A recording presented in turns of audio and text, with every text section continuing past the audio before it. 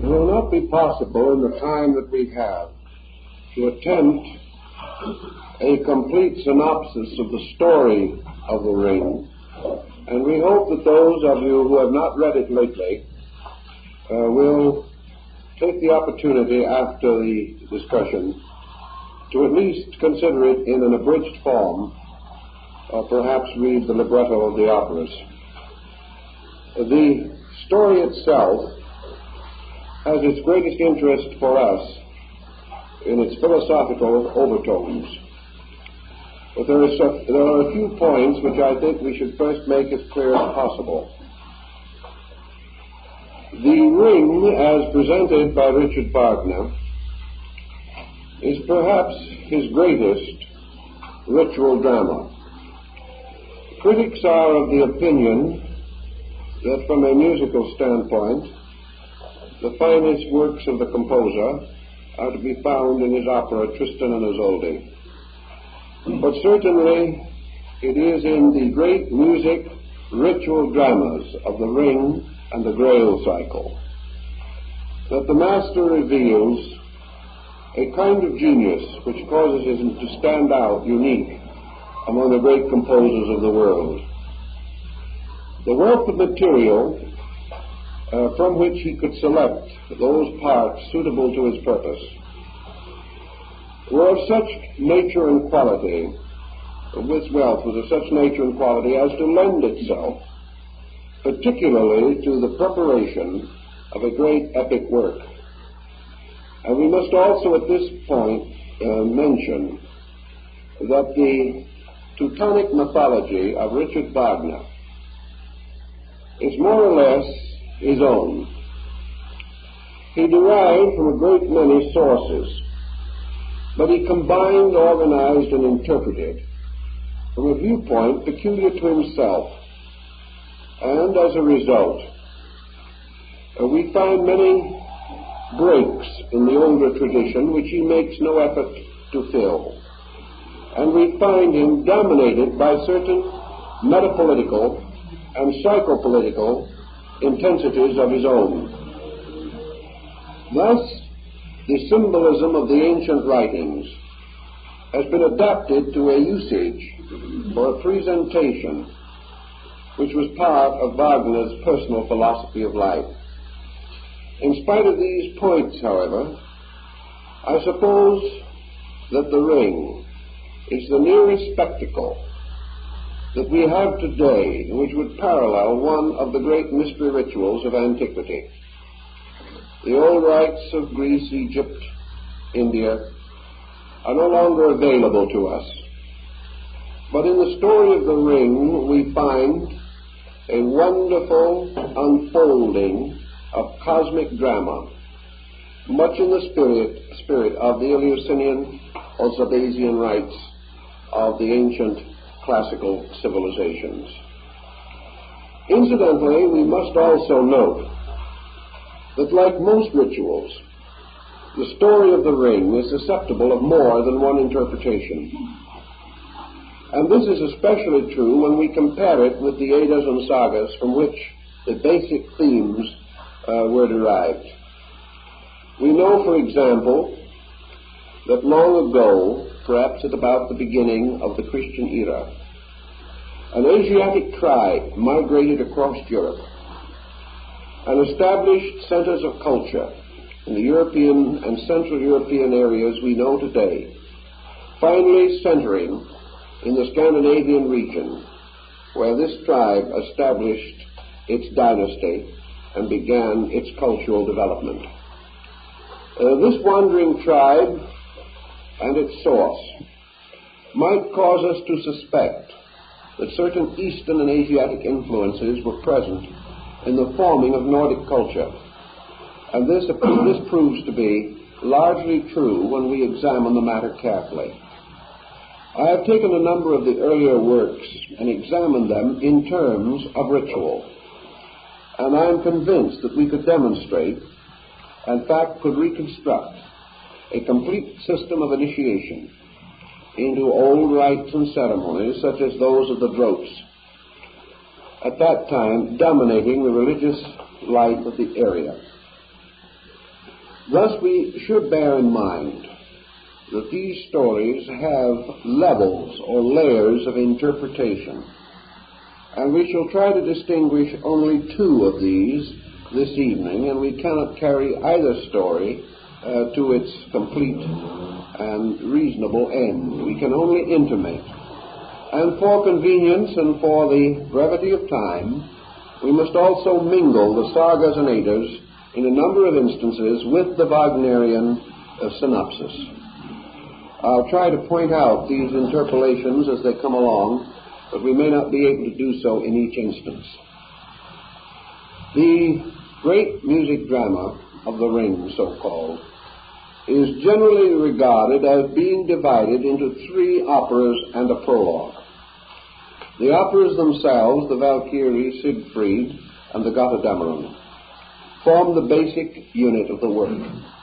To these is given a shorter but very important prologue, which sets the entire situation and gives us the beginnings and early developments of the great thematic structure which Wagner uses in order to explain his symbolism in terms of music.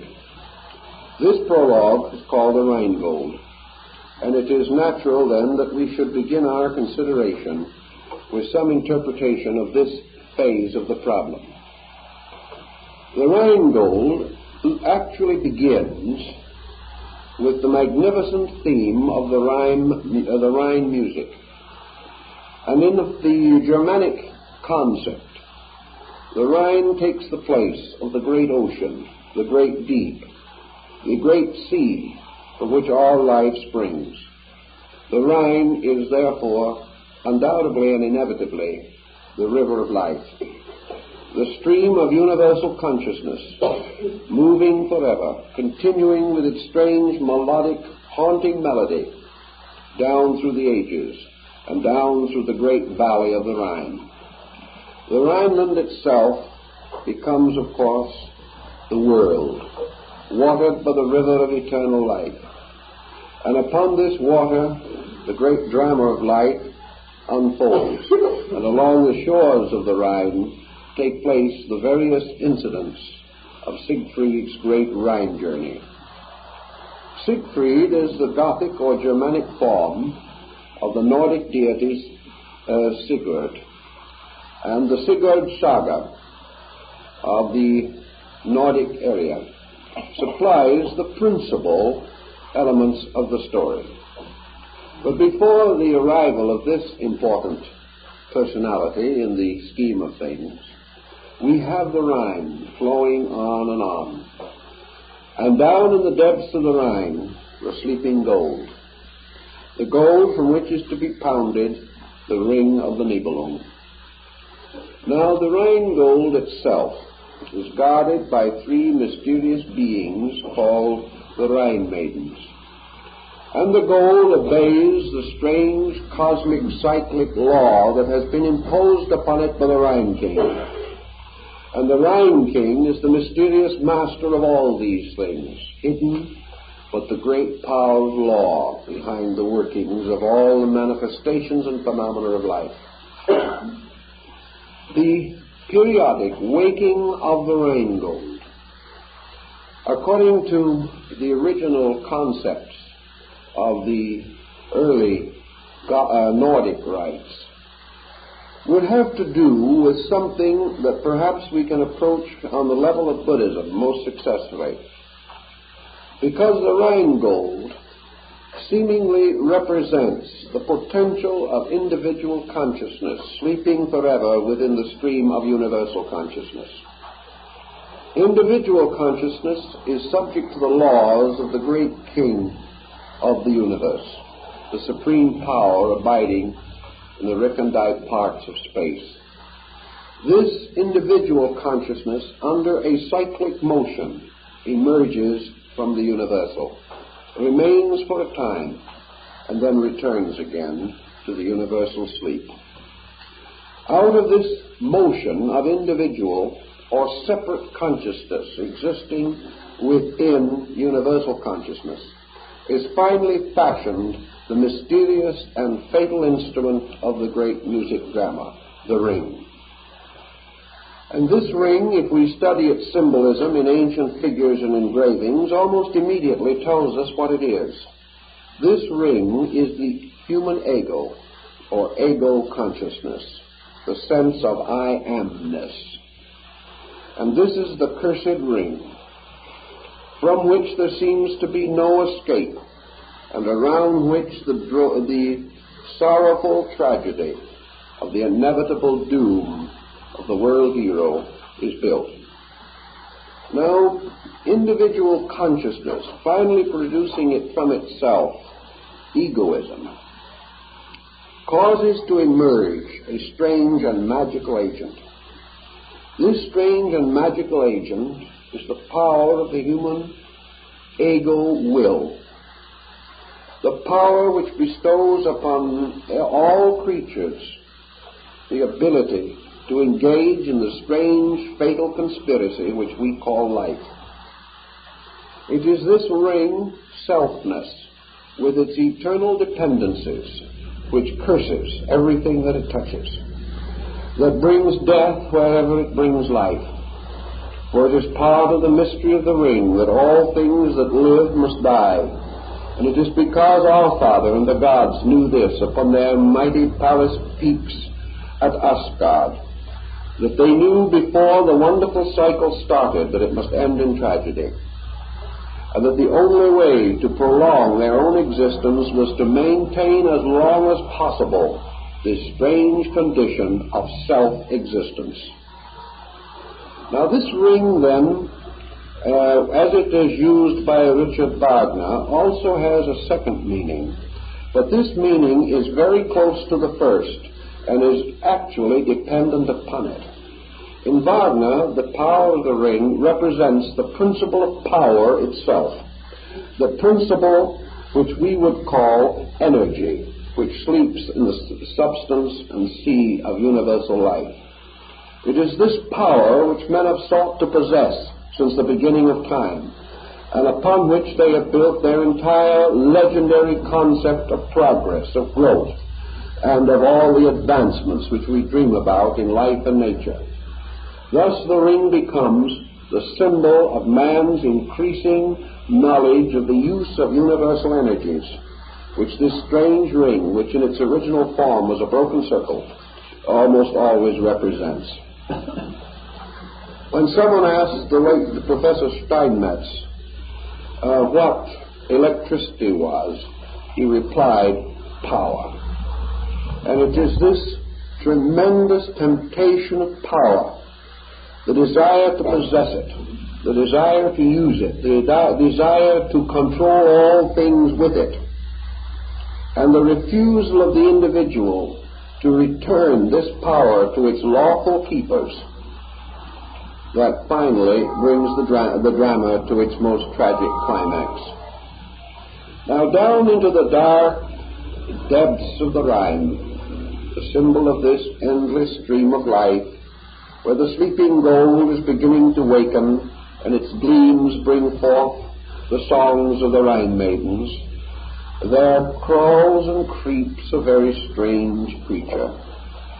This creature is called in the Wagnerian cycle Albrecht, and he is a Nibelung, or a dark elf, a kind of gnome, a distorted, disfigured creature that lives deep under the earth.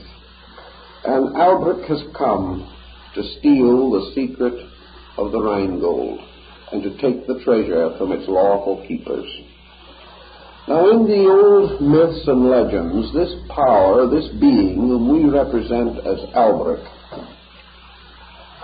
tells us something about the story of the Nibelung. It is supposed that the Nibelung is simply a term to represent these elves, or these little elementary creatures.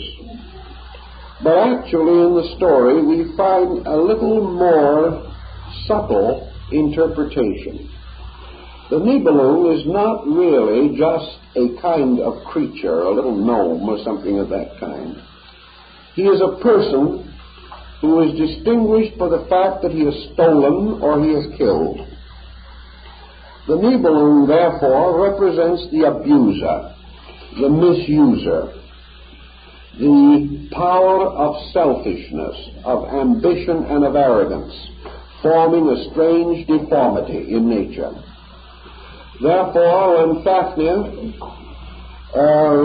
kills his brother giant to secure the treasure, he becomes a Nibelung. When Siegfried, in turn, slays Fafnir to gain the treasure, he also becomes a Nibelung. In other words, he becomes part of the tribe that has to do with the strange form of this curse. This is not as clearly revealed in Wagner as it is in the source books from which the material is taken. But we have to then consider that the Nibelung represents a genera, a kind of being or creature. In our particular case, we have a fair understanding of what is implied. Because the home of these creatures is below the earth and in darkness, and it represents a kind of Helheim, or dark world. It represents, furthermore, in the old myths, those creatures that crawled out of the primordial life of nature, the monsters and giants of the Chaldean theology, the strange, mindless, soulless creatures that crawled out into light. And in the case of Albrecht, it represents matter seeking to steal away the power of reason or of mind. It is the lower world stealing away the power of the ego consciousness and taking it down into the material state to use it for the purposes of evil magic. Thus, pre-human forms, having captured the principle of I-amness or of selfhood, drag it away in the form of the stolen treasure, and establishing themselves in their own dark world, try to use the magic of selfness to make themselves masters of the universe. We find as we go along that this story unfolds rather sequentially, but we must first of all now go back for a moment and develop a theme that lies earlier even than the Wagnerian cycle. So we go back to the entire concept which underlies it. And we know that we are dealing throughout the story with what is called the great hero cycle. And in each step and stage of the development of the drama, we find further representation of the concept of the world hero. So let us go back and try to understand this hero. And when we do so, we must go to the source work, which is the Volsunga Saga. This is the great epic work which deals with the race of the heroes, the selected people, those chosen to become the rulers of the world. This work describes how Odin, or Wotan, the All-Father, the one-eyed parent of men, called also the Chooser and the Waiter, caused to come forth out of himself a race for the redemption of the gods. This race for the redemption of the gods, this race that must save heaven because heaven could not save itself, this strange group of creatures that must be engendered and whose growth and development was watched constantly by the gods. For in this race was their own redemption, because it is through creation that the Creator must be justified. Therefore, the great work of the creation is to bear witness, reveal, and release the powers locked into it by the creating process. So in order to attain the great prophetic end, the end which was revealed to him out of the wisdom of a single eye, beholding all things, Odin brought forth the father of the Volsung, and his name was Sigi. And it was this Sigi who undoubtedly was actually the historical Scythian prince who, traveling from the Near East, established the great hierarchy of the Drops, or the religious system of the Nordic peoples. Now, in the New Testament, we are quite often concerned over the problem of the begats, but we have them again right at this particular time, so we have to consider them. And from Sigi descended the race of the Volsung.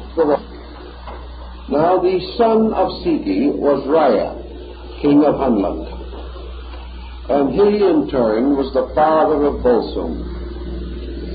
Therefore, we have appearing at this stage an interesting situation. For with the coming of the third generation, or Volsung, we have the statement that then was born Volsung of the Volsung. This is the first time we have the name doubled in this way. Volsung in turn became the father of Sigmund, and Sigmund's son, Sigurd or Siegfried, became the end of the great line of the Volsung.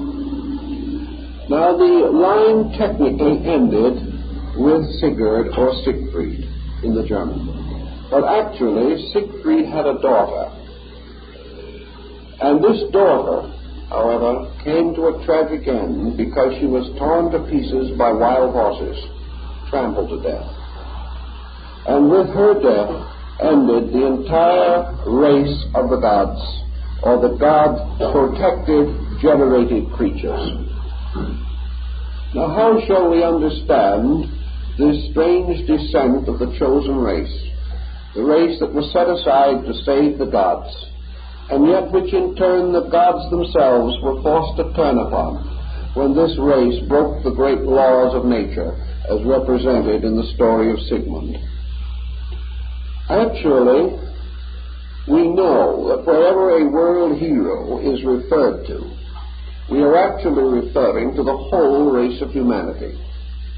Therefore, just as Adam was certainly, as his name in Hebrew implies, not a person but a species, so each of these important steps in the descent of the Volsung should not be regarded as individuals, but as stages in the unfoldment of mankind. We know from the Eastern tradition and also from a good part of our studies of anthropology that there have been in the world up to the present time 5 important major racial groups. These 5 racial groups, with the periods of their creation and development, correspond with the 5 generations of the Volsung.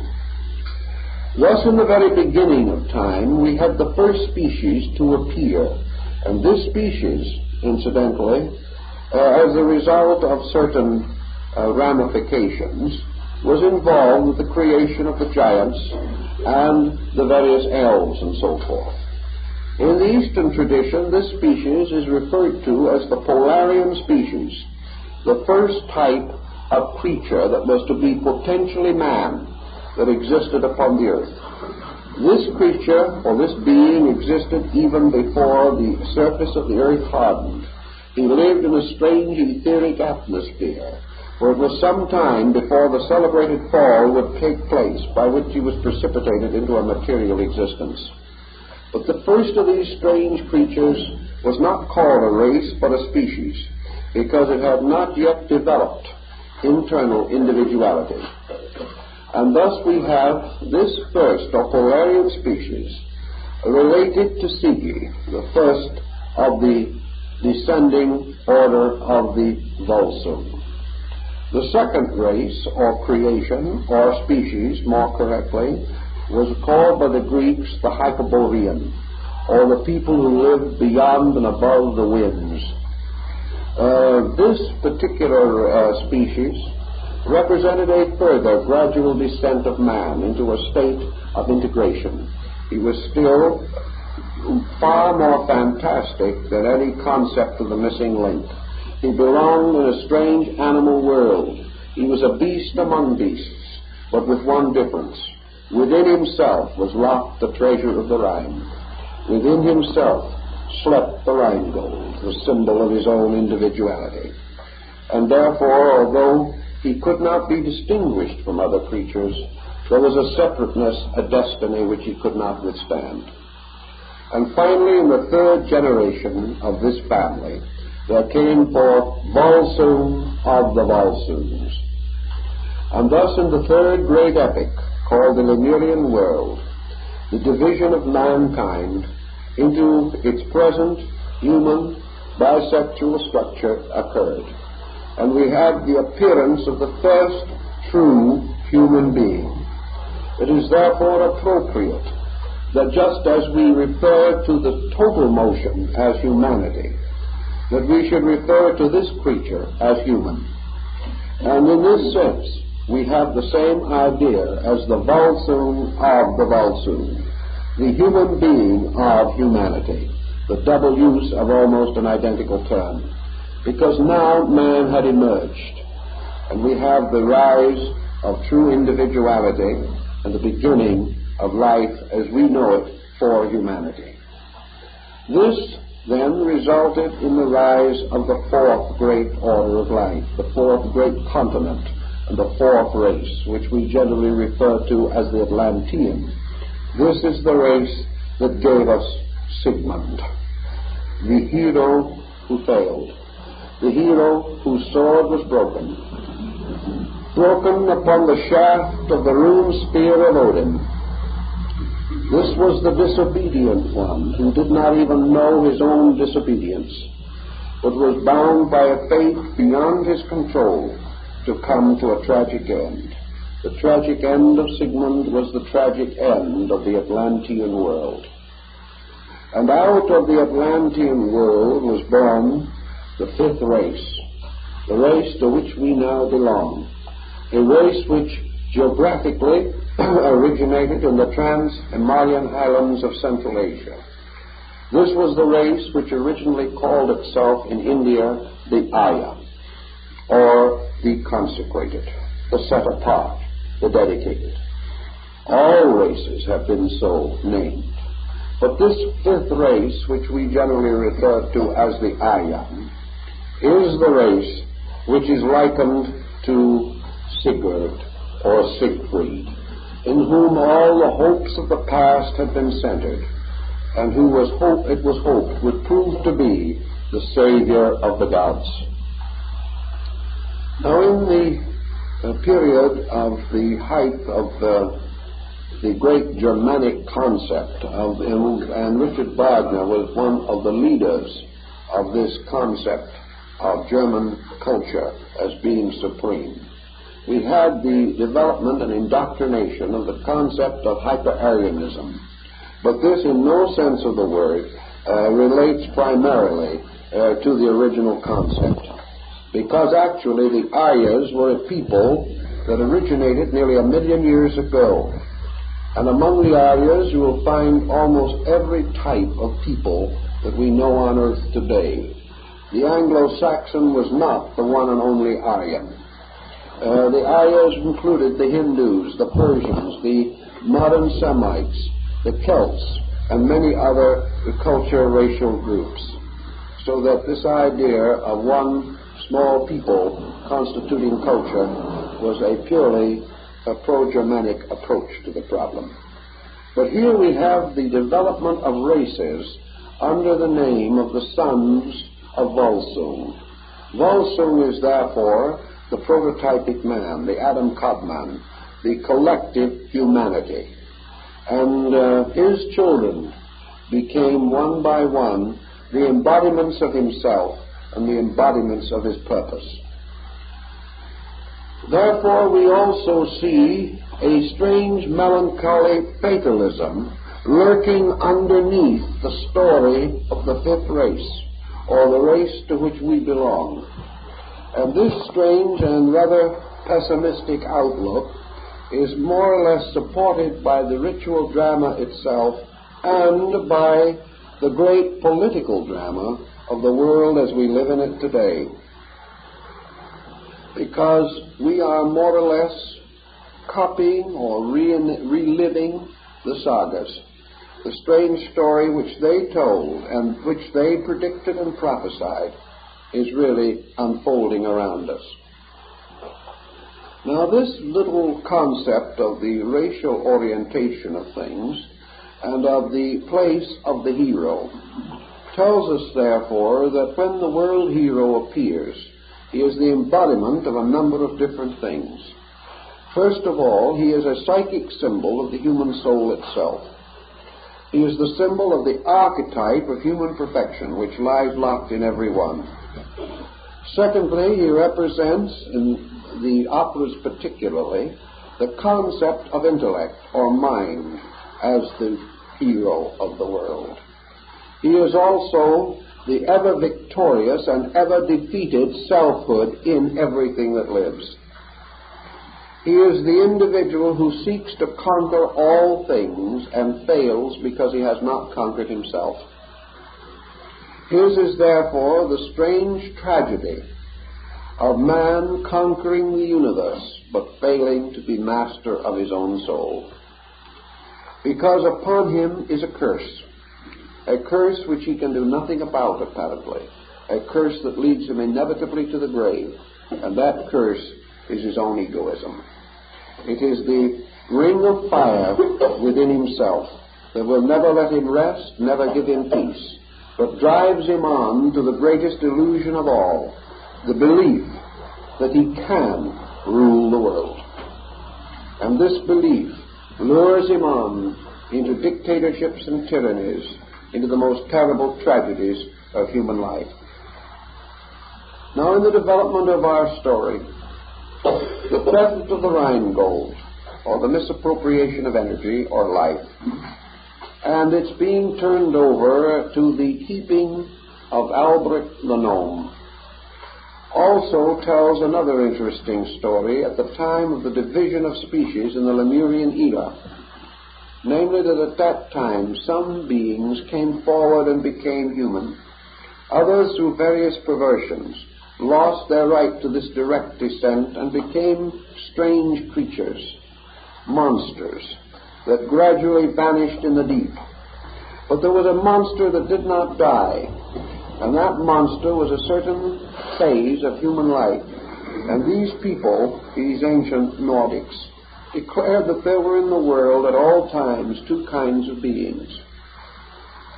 Those who had their spirits and their souls from the gods, and those who inwardly and secretly had their souls and spirits only from the earth. As a result of that, there have been two orders of people, always distinguished and represented in human affairs. One we term the idealist and the other the materialist. The individual who instinctively seeks within for strength and security, and the individual who instinctively seeks in his environment or in the outer world. Perhaps these two are ultimately only phases of one kind of life, but they have been differentiated and distinguished from the earliest of times. So there are those who would live to conquer others, and there are those who live to conquer themselves. There are those who have become the servants of men and thus fulfill their destiny, and there are others who have tried to become the masters of men and have perished in their ambitions. So these two kinds of people more or less set the scene for the struggle between the hero race of the Volsung and the strange, negative, dark, perverted group which we call the Nibelung. Now, the story goes back to many other moral depths, but we cannot attempt to explore them all at this time. We can only unfold a small part of the great story. Having thus come, however, to the theft of the Rheingold, and the crime which set upon the world this great curse, we have to follow this curse through its various ramifications, and we have to introduce other persons into this drama. One of those that we must introduce is not only the ruler of this strange drama, but in some ways a strangely fated being himself, and that is the All-Father. The All-Father, Odin or Wotan, was not the original deity of this region. The oldest of the hero culture gods of the pre-Odinic period in Scandinavia was Thor, the great thunderer. He was a symbol of primordial strength, the strength of the Titan and of the ancient world. But when Odin came, he is said to have conquered Thor by the power of mind, and thus mind became master of matter, and mind became the undisputed ruler of the world. Now this in itself placed the entire universe at hazard, and this hazard is explained to us in the story of Odin himself. Odin discovered that through the power and skill which he possessed deep within his own nature, that he could solve all riddles, that he knew all things, and he caused to be inscribed upon the shaft of his lance the runes, the laws, the wisdom, the ancient truths of his people, and the most complicated formulas of magic. But Odin, wise and great though he was, ruler of the 12 aces that sat in council on Asgard on the great mountain of the world, Odin was not happy. He had several reasons for being unhappy, not the least of which was a nagging wife. Now this nagging wife, of course, was more or less a stickler for tradition, and whenever Odin, in his ambitions and in his personal escapades, overstepped himself a little, this nagging wife would step in, and as mistress of nature and of the laws governing nature, would insist that he mend his ways, regardless of cost. Now apparently, from one of the old poems and the bard singers of these things, this nagging wife that so annoyed Odin was conscience, a strange and mysterious thing which kept whispering to him, which kept telling him or intimating to him in some strange way that his own position was not secure, that he was not the person he thought he was. And the more this thought tormented him, the greater came his resolution to solve the deficiency within himself. Therefore, according to the ancient ritual story, Odin, seeking the knowledge of things essential, seeking the basic facts of existence, performed a series of great sacrifices. He scarified himself. He injured his body. He shed his own blood in the search of truth. And he finally hung himself upon the branches of the tree of life. And still the secrets were not answered. Then he called upon the great spirit of the Earth Mother, and she told him that the great tree of life, the Yggdrasil tree, which grew up through the 3 worlds, was nourished in its roots by a secret fountain that lay far below the surface, where even the gods scarcely dared to go. And Odin, determined to solve the mystery of life at all cost, descended into the strange darkness of the underworld where the fountain flowed and where the worms waited to gnaw through the roots of the tree of life. And there he came to a pool of water, and on the wall of the pool was a great face that looked at him sadly, strangely, silently. And this was the face of Mimir. And Mimir was the deity presiding over memory and over all the strange secrets locked in the mind and soul of nature. And Odin besought of Mimir that he should be told the secrets of life. And Mimir told him that there were ways in which his wisdom could be increased, and that the only way in which some of the answers would be given to him would be if he plucked out his own eye and cast it into the pool of memory. So Odin instantly, to achieve his end, plucked out one of his own eyes, because Mimir had told him that if his eye was single, then his body would be filled with light. And having plucked out his eye and cast it into the pool, Mimir spoke to him. The oracle told him many, many things. But when he was finished, the oracle told him also one other thing, and later the great Earth Mother Erda substantiated the report, namely that no matter what Odin learned, no matter how much he knew, no matter how many secrets were open to him, he could never know the mystery of his own origin, his own essential nature, or his own destiny.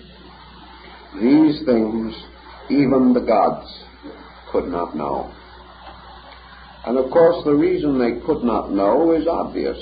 Again, a study of Vedanta or Buddhism or Yoga or Tantra will explain it very quickly. Namely, that the mind can never know the origin of life. The mind itself is limited to its own world. It can learn many secondary things, but the primary mysteries are locked from it forever. And another great symbol of the mind, who has just been brought to the motion picture screen in the Ten Commandments, Moses, symbol of wisdom, symbol of the guiding spirit of his people, the leader of the great pilgrimage out of Egypt and toward the promised land of Canaan. This pilgrimage is another version of the Rhine journey, the motion of peoples hoping to be led to security. But when they came at last to the entrance to the promised land, mind could not go in. And Moses went to sleep in the hills of Moab, and Jehoshua the son of Nun led the children of Israel into Canaan. The mind cannot go there. And wherever the intellect seeks the essential answer, that answer is denied. So Wotan, or Odin, as the symbol of the world mind, the demiurgus, or fabricator of the mundane creation, cannot know the secret of life, its origin, its existence, its substance, or its destiny. These things are left for something behind mind, something that rests forever in the keeping of the Rhine King, in the deep mystery of the ever-flowing waters of space, the Tao of the Chinese, the stream of life. Wotan, or Odin, however, was with certain help in these things, because mind has certain powers, or guides, or aids, or servants, which are very useful to it. These include the internal and external perceptive powers. And these perceptive powers are called, in the Nordic doctrines, the mind-born daughters of Wotan, or Odin. And these are the Valkyrie, the hero maidens. And of course, the greatest of these is Odin's alter ego, his feminine daughter self, Brunhilde, who is his shield maiden, his guardian, his object of counsel. And when all the world fails Odin, and he is broken-hearted and he knows not what to do, he always sits down and discusses it with Brunhilde, who alone of all creatures actually understands him. And this understanding one is, of course, his own soul. And so the various elements of his nature and character are delineated. And Odin becomes this strangely perturbed being who must, in some way, develop a way to transcend the limitation of his own being. Now, Odin is the father of Sigi, who was created from him. Therefore, from Odin in turn, of all the races and orders of life come. And behind the archetypal man, Sigi, lies the great principle, or deity, within whom man lives and moves and has his being. The word man means manus, or is from that root, and implies the thinker. Therefore, the human being, rising gradually to its intellectual level, is unfolding the mind power of its original progenitor. And Odin is seeking constantly, through the extension of himself, through all the orders of life, to solve the mystery of his own origin and destiny. he realizes that his destiny is linked with his progeny, and that when the last mindful creature dies, mind dies. Therefore, he must die if his heroes die. He cannot survive them, for they are the instruments for the manifestation of his own intellect. In this way, we get a little further integration of the problem with which we are faced. So let us now make another brief study and take up the problem of this unpleasant little gnome, Albrecht, who in constantly inserting himself into the picture. Now, Albrecht has the power to steal the ring because of one quality which he possesses, and that is that he has forsworn love. In order, therefore, to become the possessor of power, man must forswear love. He must change the direction and purpose of his ambition. He must dedicate himself solely to the purpose of power. And because he has lost conscience, and because he has forsworn the deepest and richest of human emotions, it is possible for him to be dedicated completely to the fulfillment of ambition. And yet, here again, our Nibelungen friend must have a descent. There must be a descent in his line, and this descent must finally meet with the descent of Odin in the great struggle that is to come to pass. So what does Albrecht do? Albrecht forms a loveless marriage with a mortal woman, and from the union of these two is born a very strange person, a strange, dark, dour person, a person haunted constantly by the shadow of his own ancestor, and this person is called Hagan. And Hagan is represented in the opera usually as a typical Nordic knight with his broad feathered helmet and his great black shield and his heavy black beard.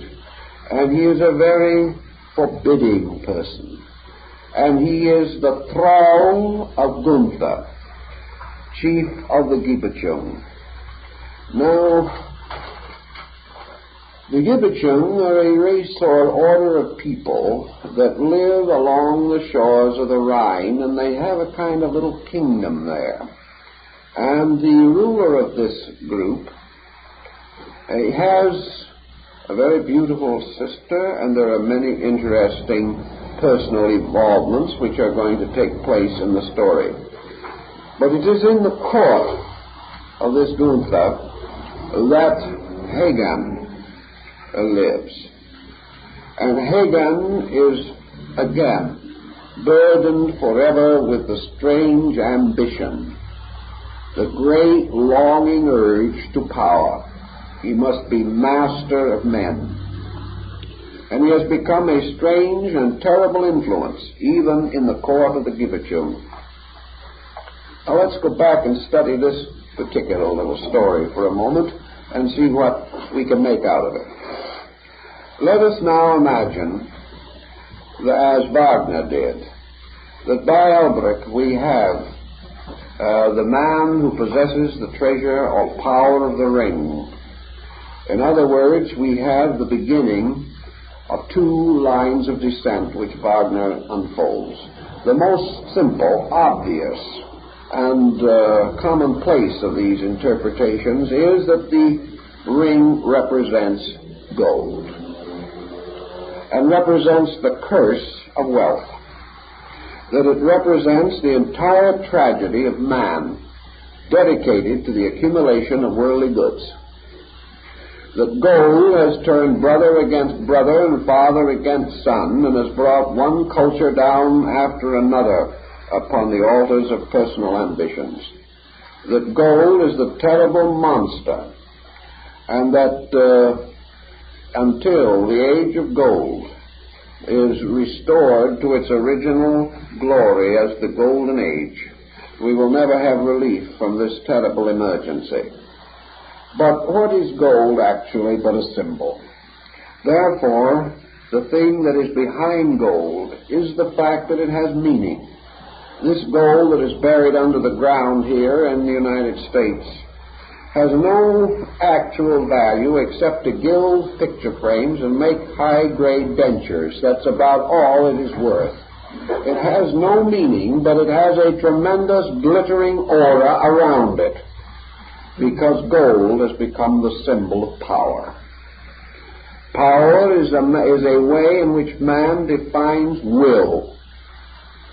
It becomes the symbol in the material world of the instinct of will within himself. Power is the thing for which men have betrayed men since the beginning. And power is the desire of man to rule, to dominate, to master, to become the complete ruler of the material world in which he lives. So Wagner tells us in Double Talk one very simple thing, that the power of the ring, falling into the hands of materialism, has caused a strange union between an elemental of the underworld and a human woman, and that from these two has been born the strange, foreboding symbol of the union of divine knowledge and earthly greed, and that this union we call today by the rather delicate, scientific, and pleasant name of science. Science is the union of divine energy and mortal ignorance. It is the symbol of a magnificent universal agent which has fallen into the keeping of a gnome, this gnome being unenlightened mankind. And out of the union of human primordial selfishness, out of the lack of insight which marks the material state of man, and the union of this strange, mysterious, magical agent that can apparently do anything man wants it to do, has come this strange fetish, this ultimate determination of man to so increase in his mastery of the universe that he can actually conquer space.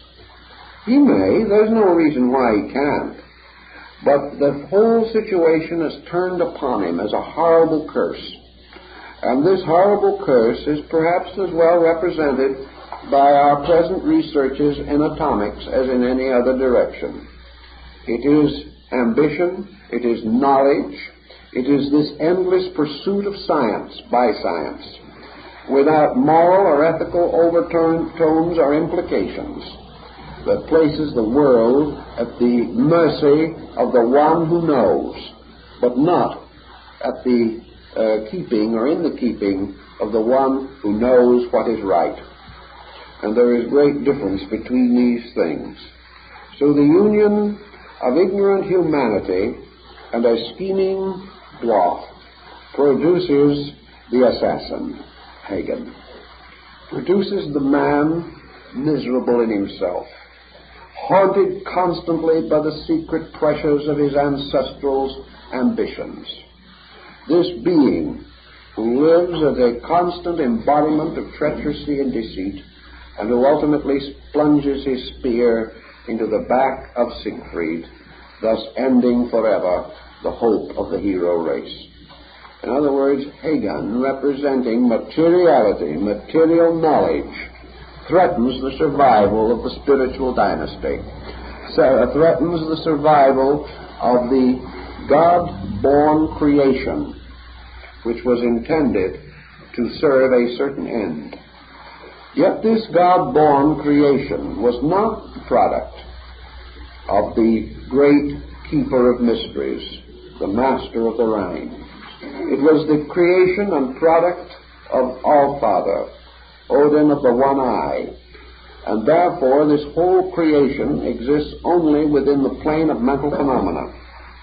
It cannot transcend it, And regardless of the part played by Hagen, the entire scheme must ultimately have failed.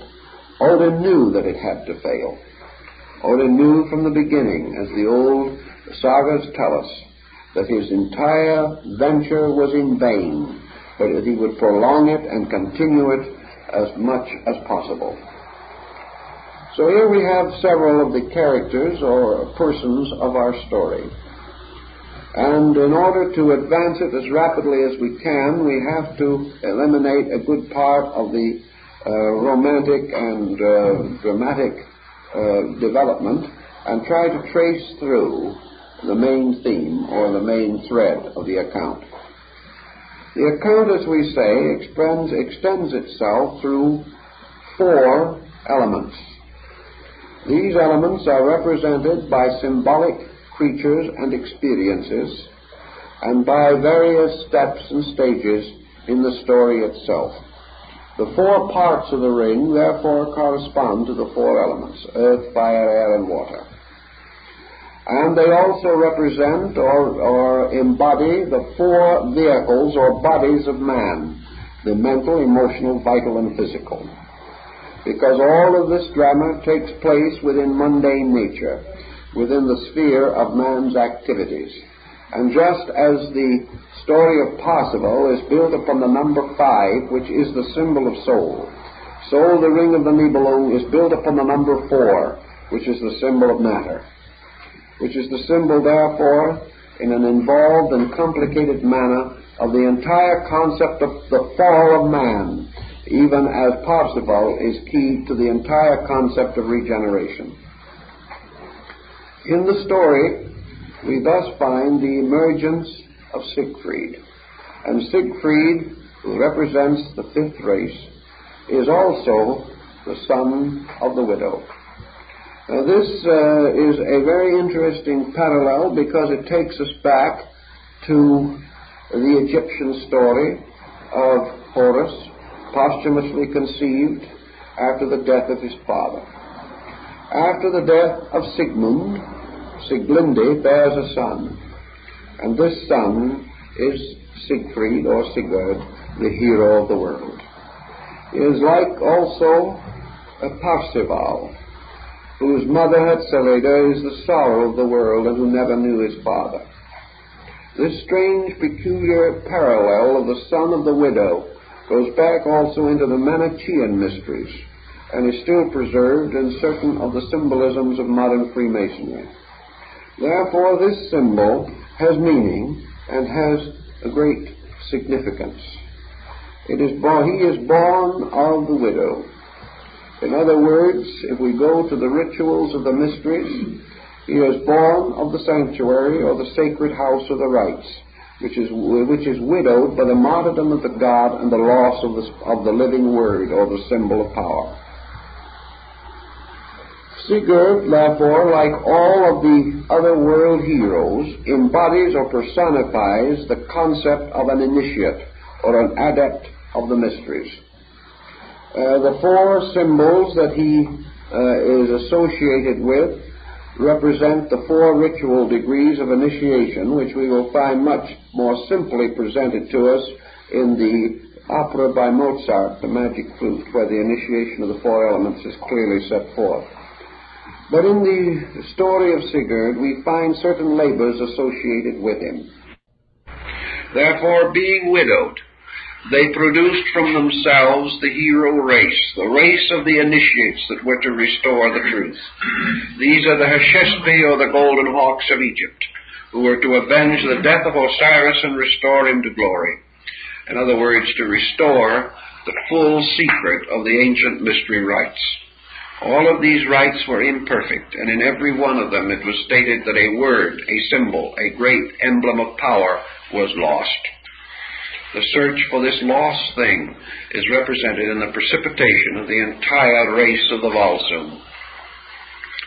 Sigurd, or Siegfried, then, has not only the meaning of the hero being, but it is also the symbol of the human soul, which is the widow's son.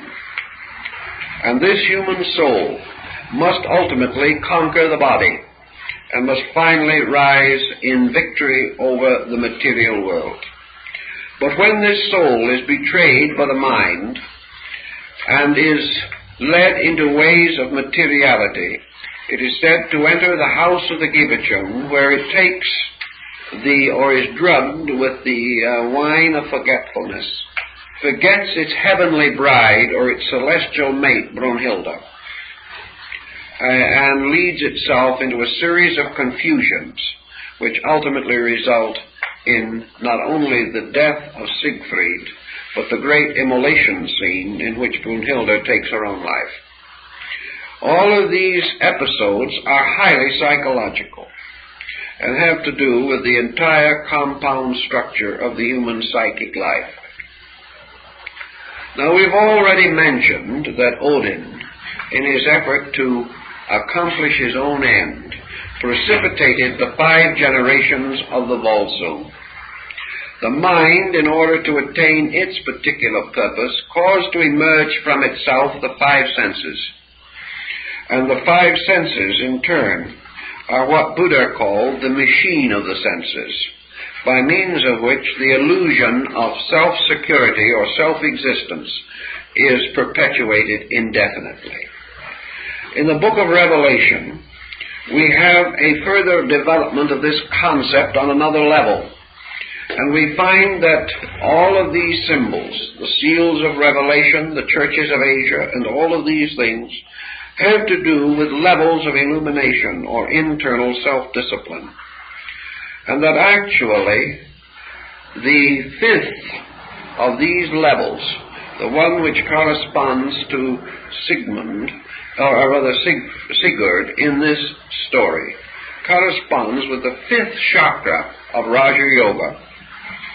And this 5th chakra is placed in the throat, and it is the chakra which has to do with speech, with voice, and with the intonation of the sacred word, a speech symbol or a sound symbol which Wagner attempts to capture in the mysterious and curiously constructed trumpet call which is constantly present with Sigurd as part of his identification. We find the hero then, mysteriously born without knowledge of his own destiny, moved inevitably through the great course which is to lead him finally to his death. He floats down the river Rhine, passing through numerous adventures and numerous incidents, until finally he comes to the place in which the tragedy is to be completed. Here we have another important group of symbols. Of course, as we go on with this study, we find another possible clue to the concept of the cyclic power of the ring. The ring, of course, is actually the Buddhist wheel of life. The ring is also the symbol of rebirth and of all the whole cycle of attendant consequences which have to do with re-embodiment. For the journey of the soul, the Rhine journey, is the soul journey of man. Not only a journey through the years of a life, nor the journey of the descent of races, but the journey of the soul itself in space, searching for some solution to its own existence. Up to the present time, Wagner is pessimistic. He has seen this journey lead man only finally to the house of the Gibachung. And by going back again to the old Eddas and sagas, we can get a much better understanding of this. What we call always, in our way of thinking, now, this place, that where we are at present, is always the end of the journey up to now. Therefore, our present contemporary way of life is the court of the Gibachung. It is a rather fine, splendid-looking establishment, and Siegfried, as a symbol of the evolving humanity, coming into this place, forms an alliance of blood brotherhood with the prince or chief of the house. Everything is done to make his stay pleasant and to make his visit one to bring happiness and festivity and rejoicing to everyone. And the wonderful little scenes which accompany the reception of Siegfried and all the things about it are just a little reminiscent, perhaps, of the celebrations which accompany the birth of the human being. Everyone is so glad he has arrived. He forms a happy alliance. He is a welcome guest in the house. And everyone more or less agrees to do all that is possible to make life enjoyable and happy for him, except one, Hagen. Hagen will not bind himself with blood brotherhood to anybody. Hagen just simply sits and knows that every being that comes into the world may be the promised hero who will overthrow selfishness and end the realm and reign of deceit. So Hagen is ever watchful, and his ancestor Albrecht whispers to him that the visitor who has come might and should be and is this hero of the world, so that the hero self in man must be destroyed or he is not safe. Emerson summarizes perhaps the moral of this when he says, all the world is at hazard when God lets loose a thinker.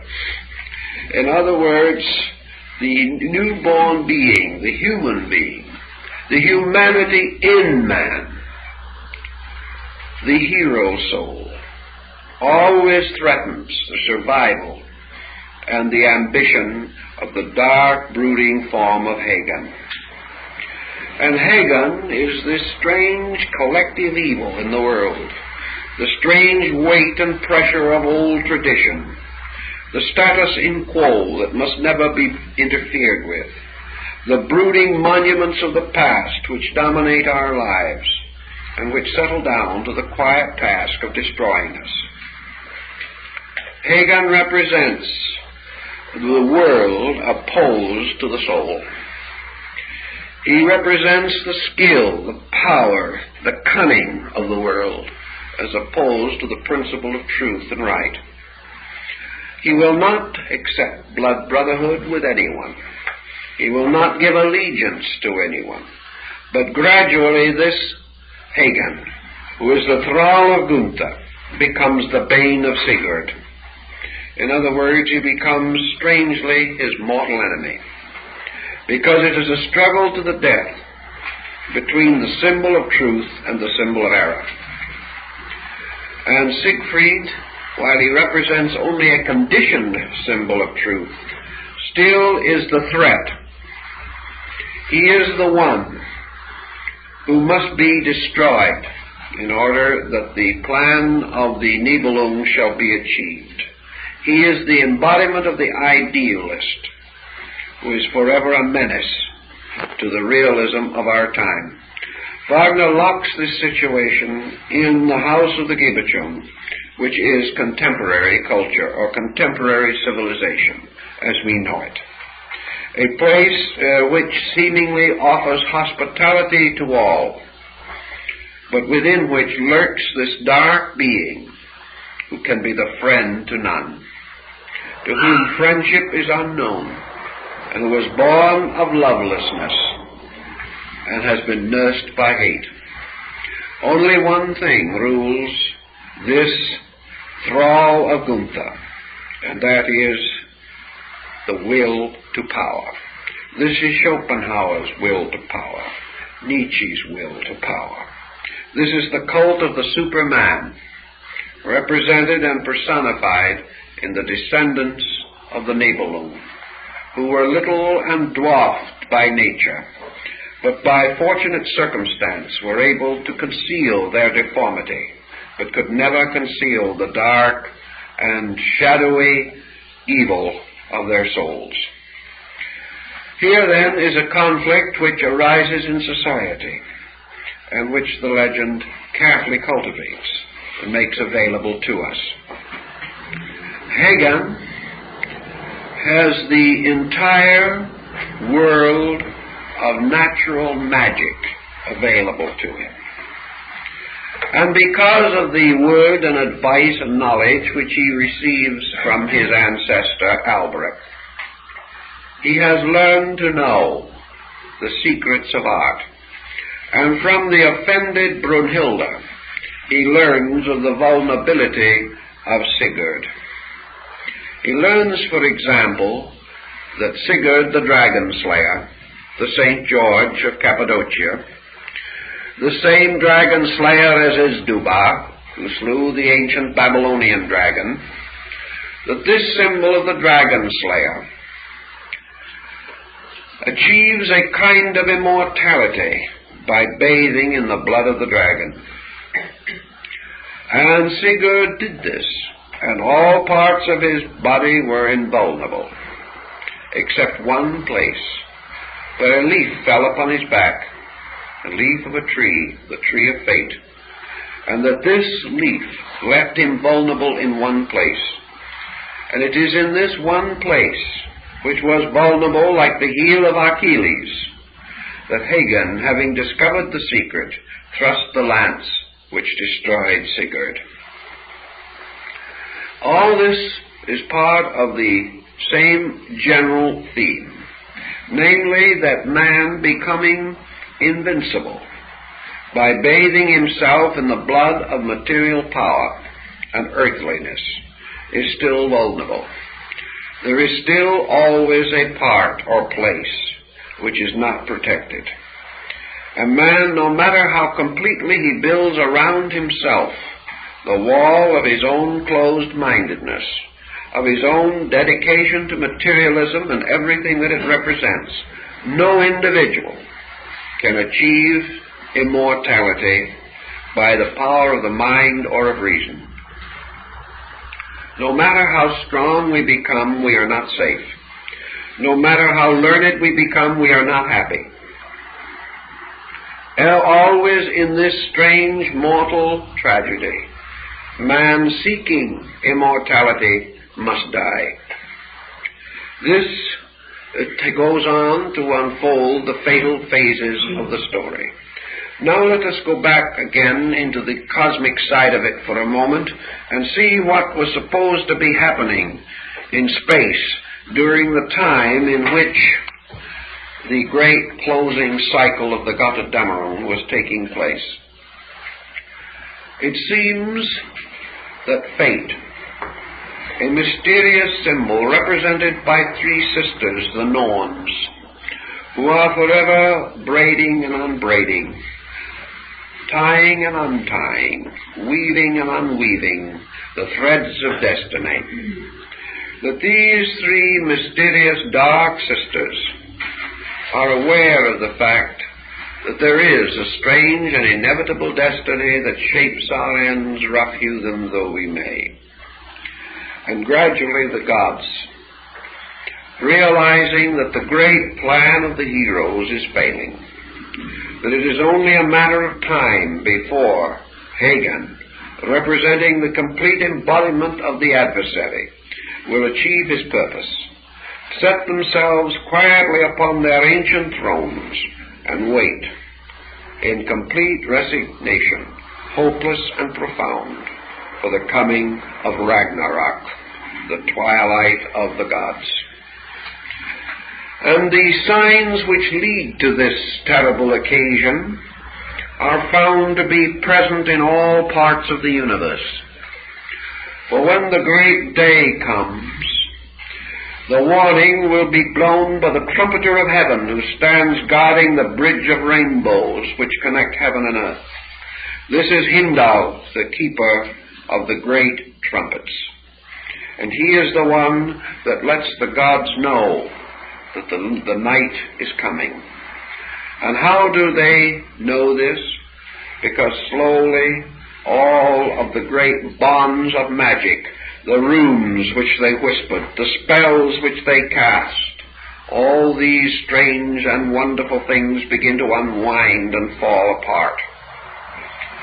And it seems that Loki, the god of fires, the Lucifer of this pantheon, who had been bound under the earth with a serpent dropping venom upon him, Loki broke his bonds and dashed forth, ravaging upon the earth.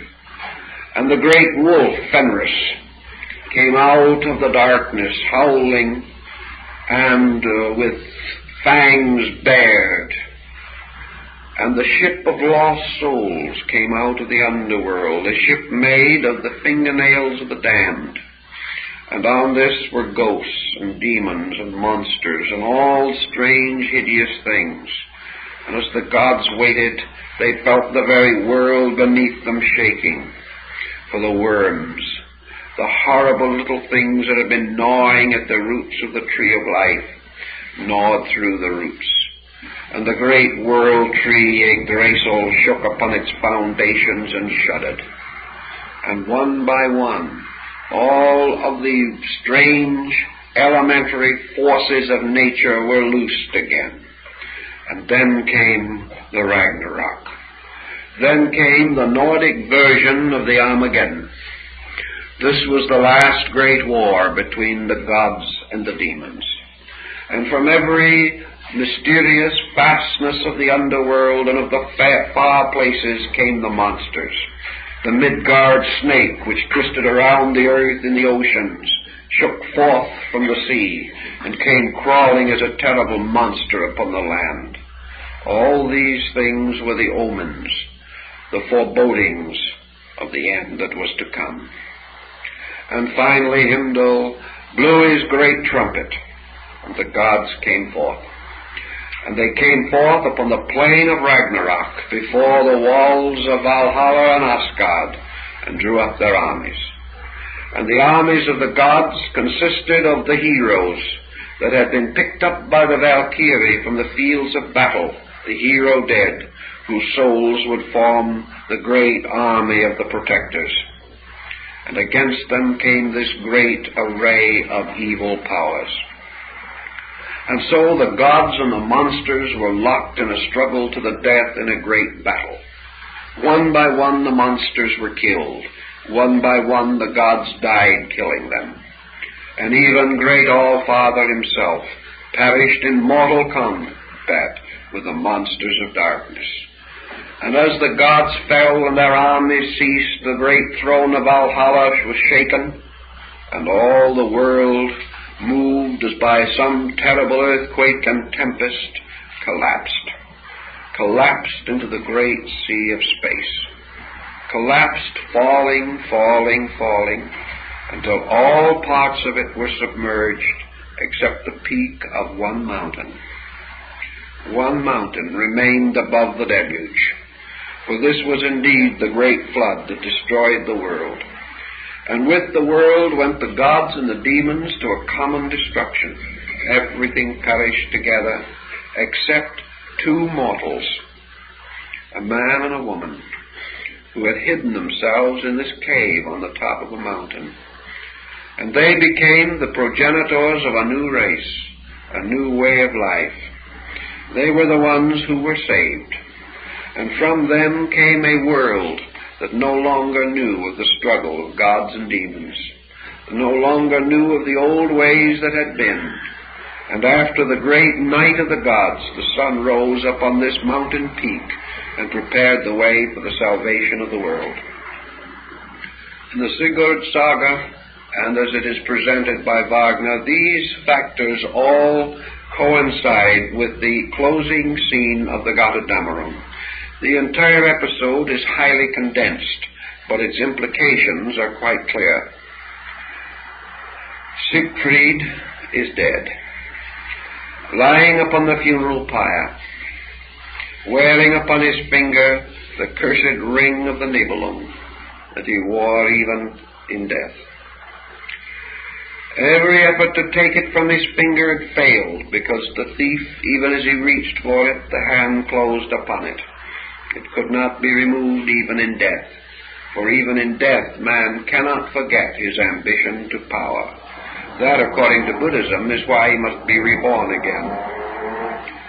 And so the funeral pyre is there, and Brunhilde appears, and mounting upon her white horse, after her great immolation scene, she rides into the funeral pyre to die with Siegfried. At the same time, the river Rhine rises, breaking through its banks by a strange flood, for this river Rhine is, of course, the German version of the great ocean. into which the world fell. And as the river Rhine rises, the plaintive song of the Rhine maidens is heard. They are waiting for the return of the ring which is theirs. And in this last moment, Hagon makes his supreme effort. Dashing upon the scene, he finally succeeds in wrenching the ring from the dead fingers and jumps into the river to swim away with it. The Rhine maidens drag him down into the depths of the river, and he perishes, struggling to keep possession of the ring. Slowly the flames of the background rise higher and higher, and the stage setting implies that in their great palace the gods are waiting for the end. This is the great symbol of the fire that destroys the world, till it all falls together, in the Nordic version, into the Rhine, and nothing remains but the water, going on, and the strange, mysterious theme of the Rhine music. This is the great tragedy of mankind. The tragedy of the fall of worlds and of empires, and the fall of human ambitions, and death cheating each individual of the glory of his worldly power. The ring finally returns to the Rhine, returns to the mysterious beings who keep it, and to whom it rightfully belongs. But the long search for the treasure has been one great tragedy. Each person who touched it fated to die, each one given the opportunity to return it and failing. At no time was it not possible, by a single act of enlightened will, to return the ring and break the curse. But no one did it. Each, for a different motive, held on to the ring. Some for pride, some because they were coaxed, and others simply because nature wanted it back. Just this strange orneriness of human beings, this unwillingness to do the thing that is simple and next. The ring, therefore, again, has a very important symbol. Any time in the growth of mankind when man will return the government of power to its rightful owner, the universe will be at peace. The moment man obeys instead of disobeying, the moment he acknowledges that the ring belongs in the river, that it belongs in the keeping of the great Rhine king, as soon as man does not try to keep for himself that which can never be his own justly, as soon as man realizes this, he would break the curse of the ring. But he does not realize and will not accept. Again, this signifies the relaxation of the power mania, or the power complex. As soon as man, for instance, actually says in his own soul, "Not my will, but the divine will be done," the ring is returned to the river. The moment the individual accepts the laws of the universe, lives them, and no longer tries to build a world apart from them, as soon as man breaks this competitive spirit between himself and his universe, he will no longer be the subject of the great tragedy. The gods disobeyed and fell, and they paid ultimately for their disobedience in the blazing chaos of the Götterdämmerung.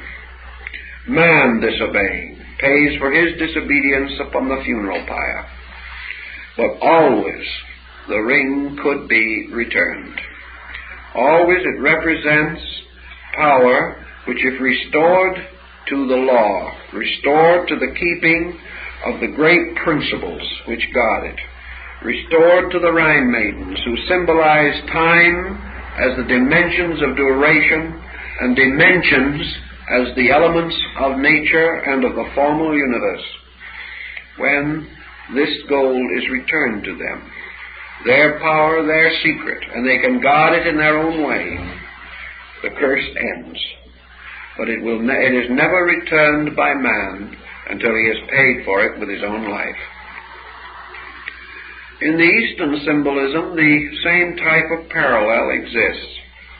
Man can attain immortality only by returning his own individuality to the universal. He becomes immortal only when he casts from himself his own ego. When he returns to the sea of life, his own individuality, he becomes universal. When he returns to infinite being, the finite nature of his own personal existence, he becomes infinite. If, therefore, he has the strange supreme wisdom to practice the mystery, he can then rescue not only himself, but the gods.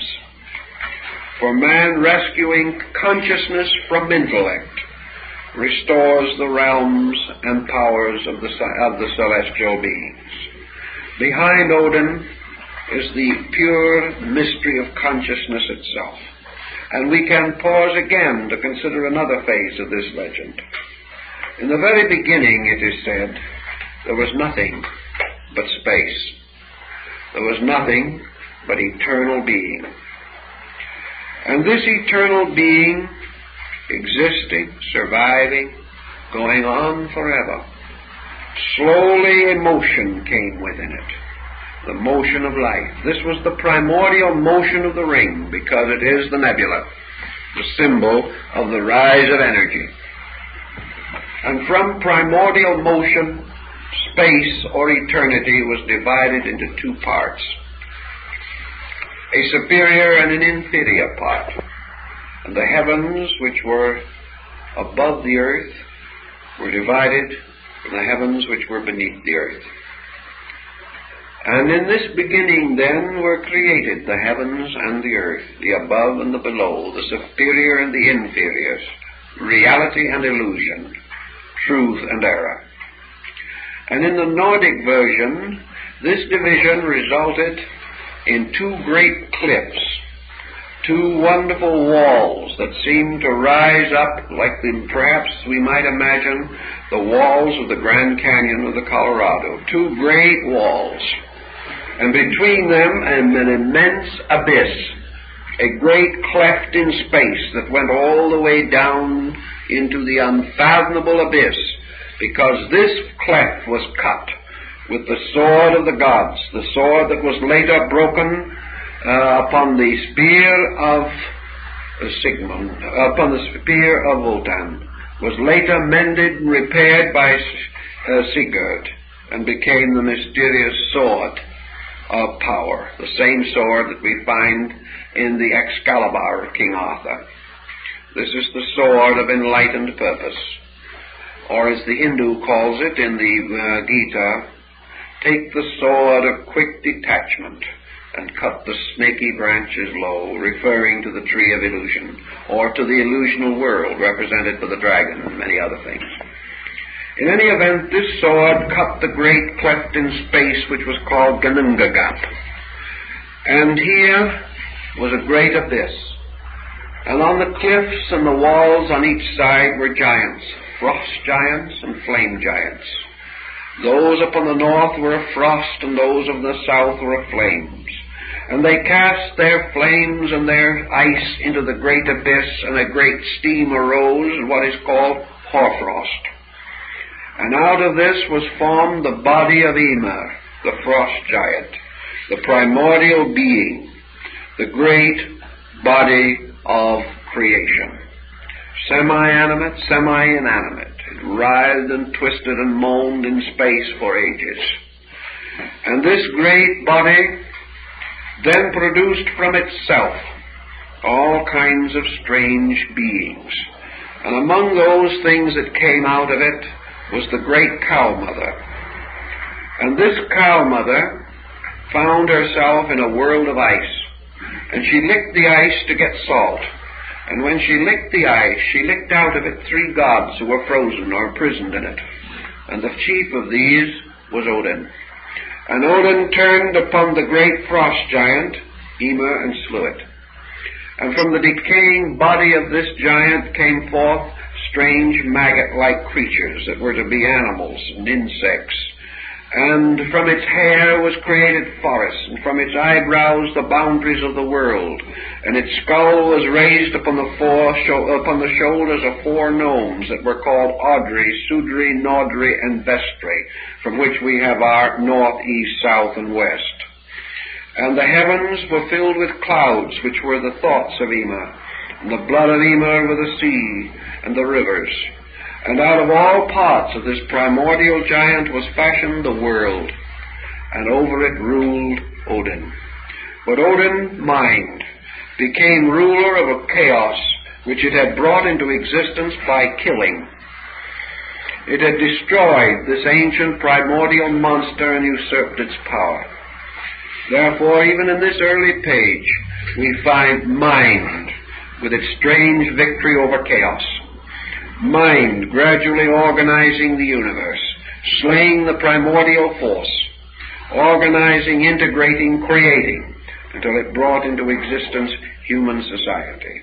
For what is society but a monument, a structure based upon the foundations of the giant of savagery? What is all that we know except a fashioning of primitive things into things more recognizable and more apparently suitable to us? And Odin thus became the ruler of this mundane world, a world which he had fashioned with his skill, and which mind continues to fashion, and over which it rules with a frightened existence throughout the whole lapse of time. Thus the creation of the world follows the Orphic tradition, and it represents also the divisions within consciousness, divisions by which finally consciousness itself is obscured and lost in the creations which it supports. And if we go back to the instruction that was given to the novices in the old Gothic rites concerning these things, we shall find a great deal of very interesting and useful information. They all believe definitely that the supreme deity, the absolute ruler of all things, was this mysterious space, this formless, shapeless, eternal power that endured forever. They also held that this and this alone really existed. Everything else was subject to decline or change. Nothing was changeless but space. Nothing was immortal but space.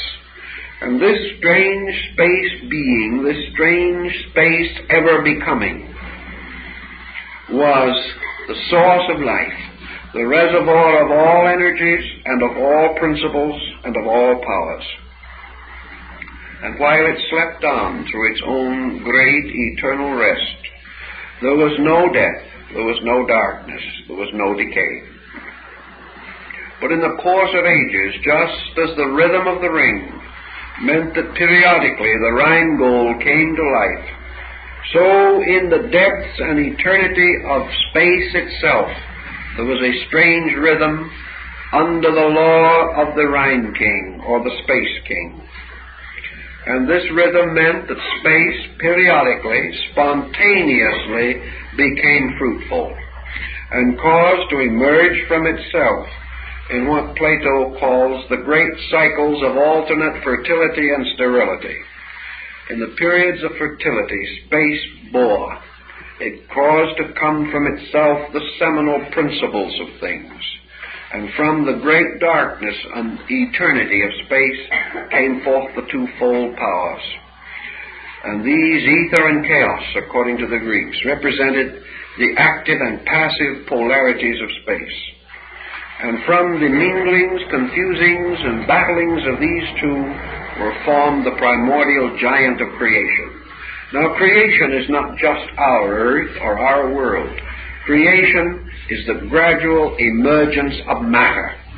And Yima, the frost giant, is the symbol of matter, locking again within itself this inevitable mass of little minute seminal lives, which are referred to as maggots and crawling things.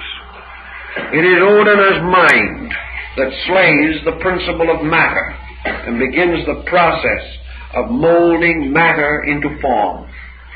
And this form world is born between the two great polar cliffs of the Gununga Gap, and is represented by alternate currents of electrical and magnetic energy.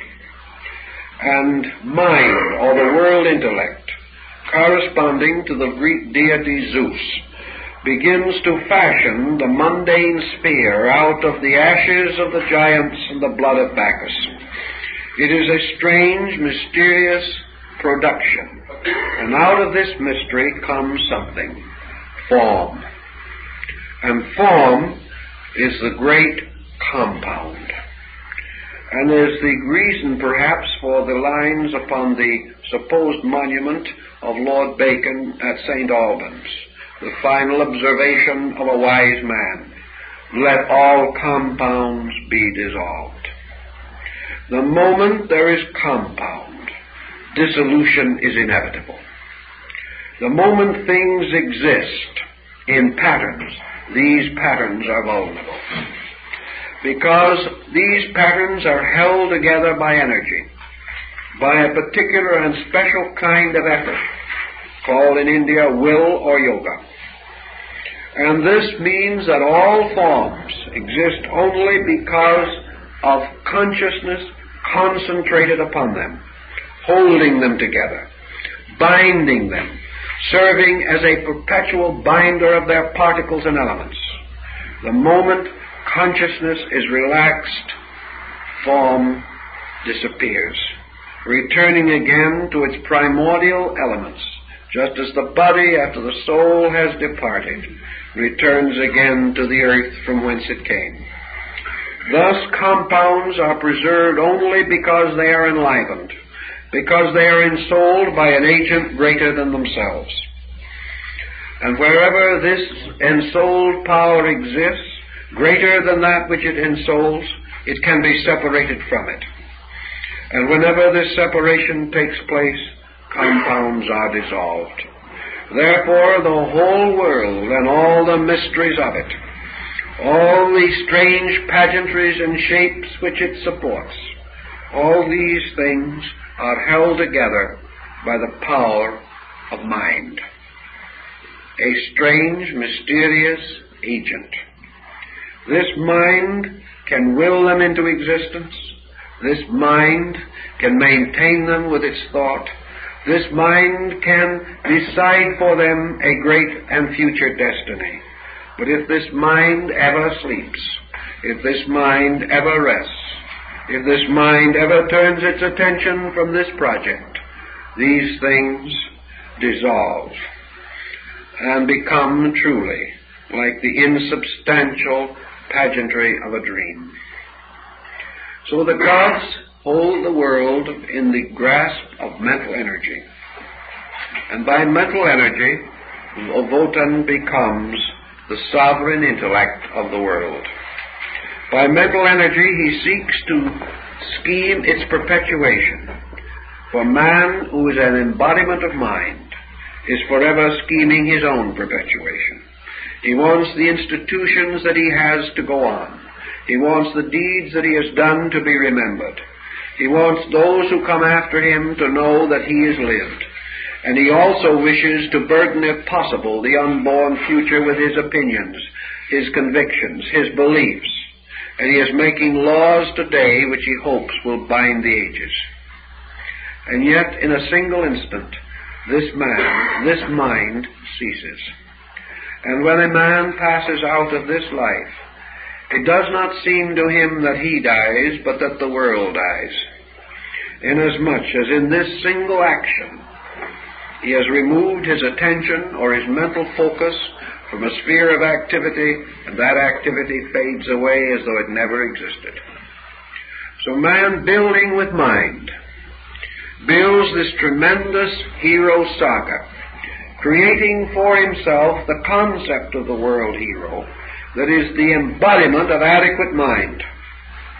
This mind is ultimately going to master everything. This mind, taking form in the arts and sciences and its numerous heroes, is going to save the world. It is going to bring the perfect civilization. It is going to end economic imbalance. It is going to ultimately bring about the arbitration of wars. It is going to improve and perfect United Nations and Hague conferences and Geneva conferences until all things are solved.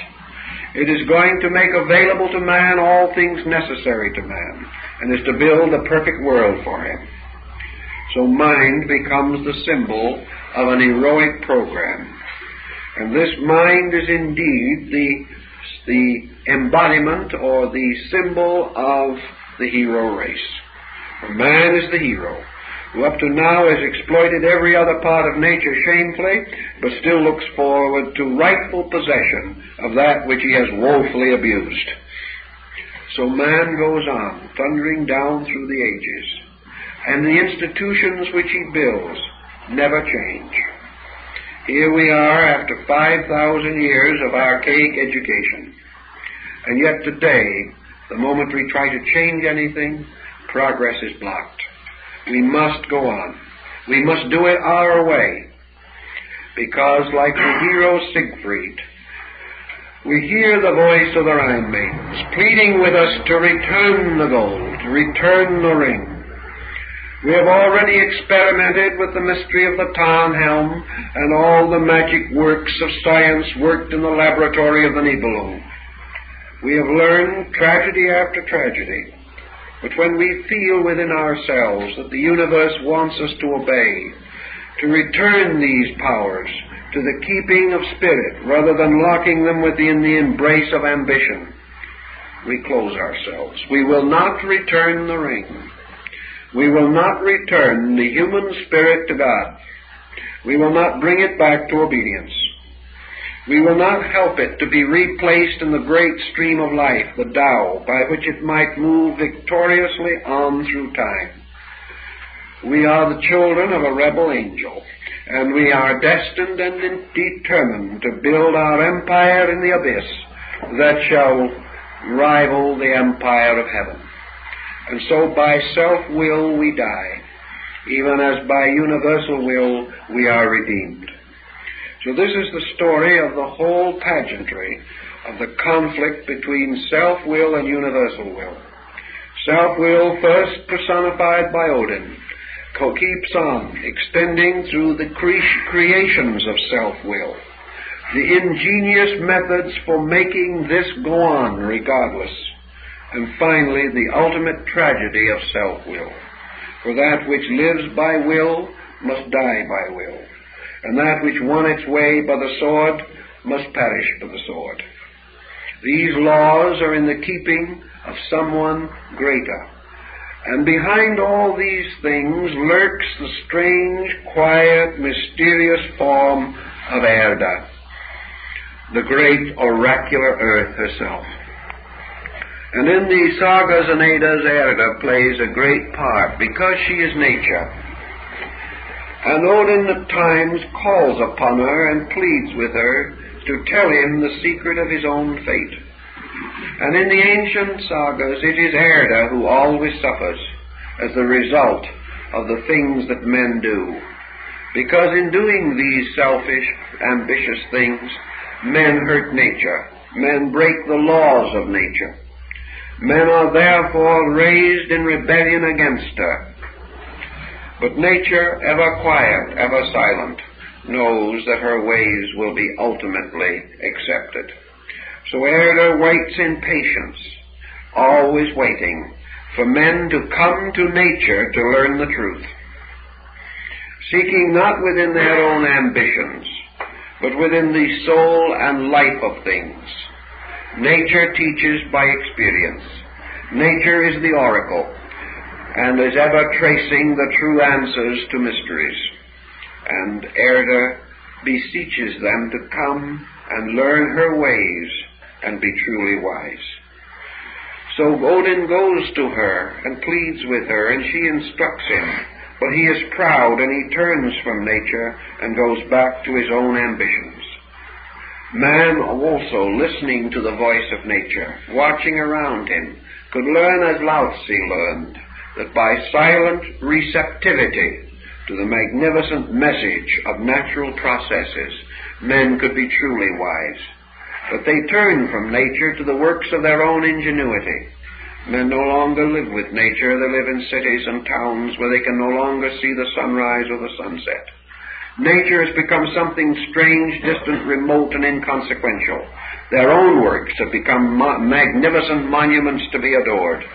So man, worshipping his own mistakes down through the ages, venerating them, adoring them, and copying them, goes ever further from the keeping of ancient Erda, who alone, perhaps, of all creatures, really knows the answer.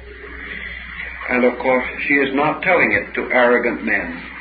She is saving it, perhaps, for those two little people who were hidden in the cave, and upon whom the future destiny of the earth must depend.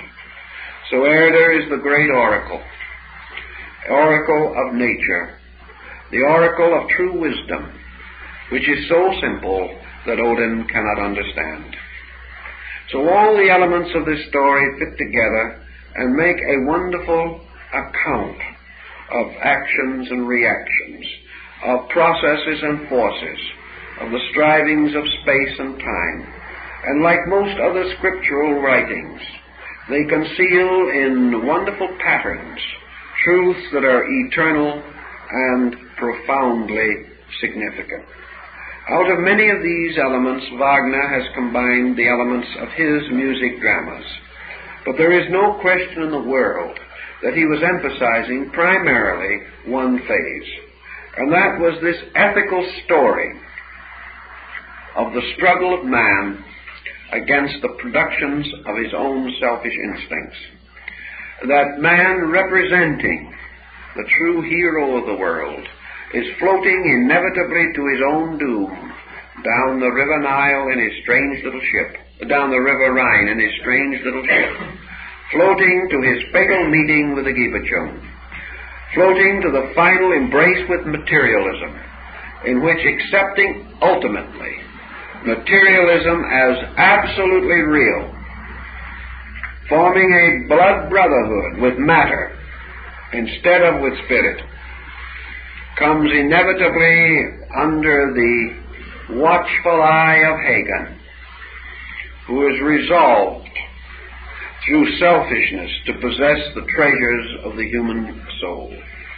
And Hagen, representing the secret power ruling materialism, will conspire always to bring about the death of the hero, as materialism gave Socrates the cup of hemlock, Christ the cross, and Muhammad the poison of Keba. In every case, the great materialism closing in upon consciousness is a murderer. If it does not murder the body, it tortures the soul. If it does not destroy man immediately, it destroys him eventually by indoctrinating him with false teachings which bring him finally to destruction and death. This is the burden of Wagner's approach, but he does intimate in the closing notes of his great ritual the hope of the better day. Can the new race which is to come survive? Can the daughter who died trampled to death by horses, the daughter of Siegfried, mysteriously point the way to another race? According to the ancient writings, there must be a sixth race, a sixth child of the Volsung. We do not know who it is, but when we go into the Parzival story, we are going to look around a little and see what we can locate. But there must be 6 of these orders of descent. And then finally the 7th, which is the Sabbath, the day of rest, the day of the atonement and the achievement. The struggle of life through the 6 days of creation must ultimately be consummated in the victory of the 7th. The 6th generation appears in the ancient Volsung saga in the form of these 2 little people of unknown origin who were saved. And if we are to find the answer to this mystery, we will search further, because we will almost certainly find that these 2 little people also, in some strange way, were of the blood of the Volsung. They have to be, because the story has to go on.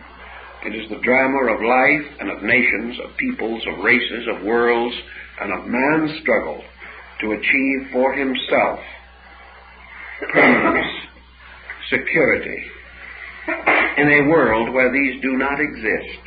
Therefore he must fail until he listens to the voices of the Norns and of Erda, the Great Mother, amends his ways, returns the ring, breaks the curse, and saves not only himself but the gods. How this is accomplished is really rather well set forth in the story of Parsifal and the Grail. For as the ring is the Old Testament of the Wagnerian cycle, so the Grail story is the New Testament. And these together form the law and the prophets, the two dispensations as represented in the great mythological mystery systems of the ancients upon which Wagner drew for his inspiration. Now I think our time is up for this evening, so we hope to meet with